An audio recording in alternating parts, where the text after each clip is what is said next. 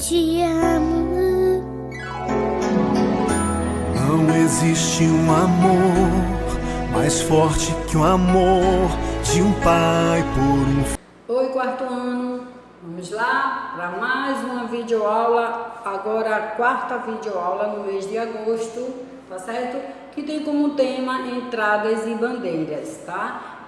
Vamos lá, pega o material, pega o livro de vocês e acompanhe o conteúdo aí na página 127, a partir da página 127, tá certo? Então, já vimos em aulas passadas que os portugueses fizeram várias investidas para explorar, né, o território brasileiro. Então já tivemos aí capitanias hereditárias, governo geral, invasões francesas e holandesas. Então tudo isso foram investidas para explorar o território, as terras descobertas, tá? Então entradas e bandeiras também não é diferente. São expedições, né, organizadas para explorar também, para reconhecer o terreno, as terras descobertas, para aprisionar índios. Então, ao longo do conteúdo, eu vou explicando para vocês o que foram as entradas e as bandeiras. Mas, de antemão, já posso dizer a vocês que ambas, as duas, entradas e bandeiras, foram expedições organizadas para explorar o território brasileiro. Qual a diferença entre se as duas foram expedições? Então, entradas foram expedições oficiais, organizadas pelo governo português, que tinha como objetivo buscar riquezas, né, reconhecer o interior das terras da colônia, das terras descobertas. Então, e as bandeiras eram expedições organizadas por particulares. Então, fazendeiros, comerciantes, alguns aventureiros. Então, eles pagavam todas as despesas da viagem, da expedição, para ter um lucro, né, para explorar as riquezas, porque eles visavam um grande lucro, um enriquecimento aí com as riquezas que as terras brasileiras viessem a ofertar. E tivemos três tipos de bandeiras: bandeiras de caça ao indígena, bandeira de mineração e de sertanismo de contrato, tá certo? Então vamos ver o que foi cada uma dessas bandeiras, qual o objetivo de cada uma, né? Porque cada uma delas tinha um objetivo principal, né? Eram vários os objetivos para explorar as terras, mas tinha os principais. Então, a bandeira de caça ao indígena, ela tinha como objetivo prender os índios, né, e vendê-los como escravos para os donos, os senhores de engenho, né, para a produção de açúcar, trabalhar na cana-de-açúcar, no plantio, na colheita e na produção desse açúcar. A bandeira de mineração tinha como principal objetivo procurar riquezas minerais e pedras preciosas pelo interior da colônia.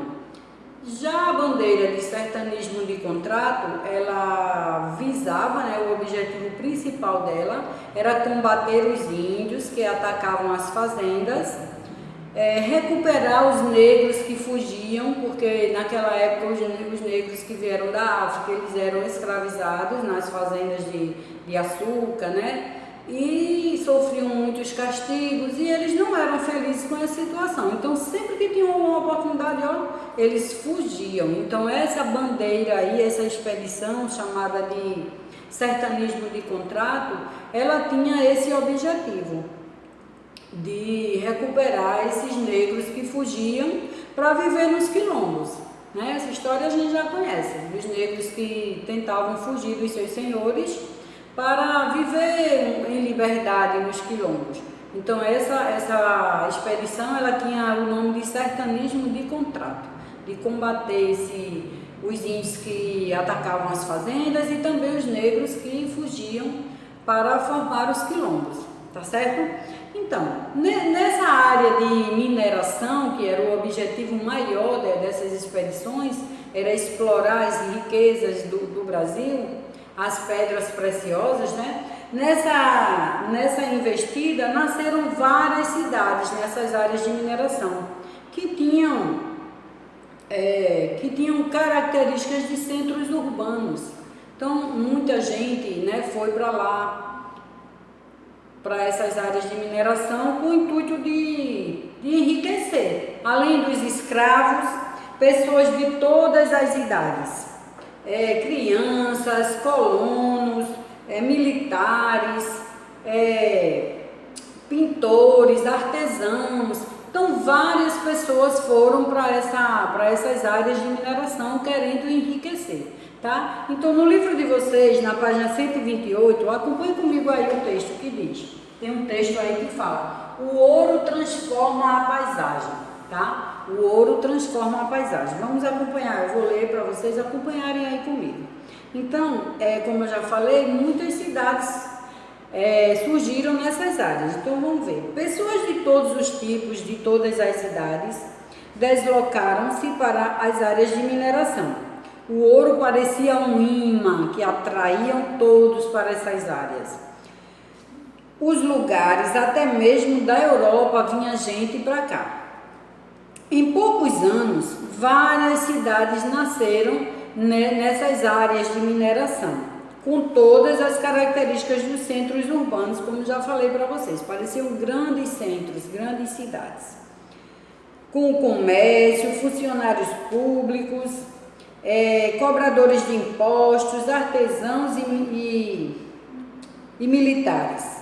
Todos dependiam dos alimentos que vinham de longe para as terras da área de mineração. Por quê?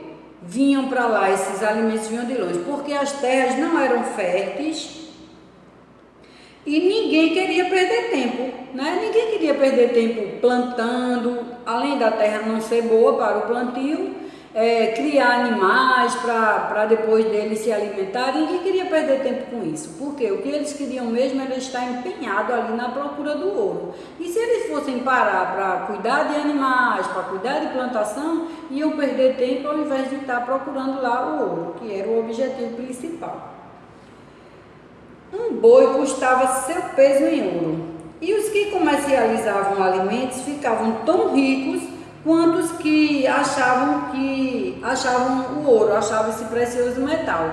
Então, as coisas eram vendidas e era cara. Então, as pessoas que vendiam alimento também enriqueciam, porque era difícil de chegar, então vinha de longe, por isso que era caro. Por isso que ele diz aqui que o boi era tão caro que era o peso do ouro. Também vieram para a região os pintores e escultores, os ferreiros, os atores, os que faziam jornais. Lojas e mercados surgiram por toda parte e nasceram muitas cidades, como por exemplo Vila Rica, no atual estado do Ouro Preto, Sabará, Mariana. Elas possuíam ruas largas e calçadas com prédios altos e bem ornamentados. Igrejas com altares folheados a ouro. Então, naquela época, podia-se ver essas igrejas com teto de ouro, né?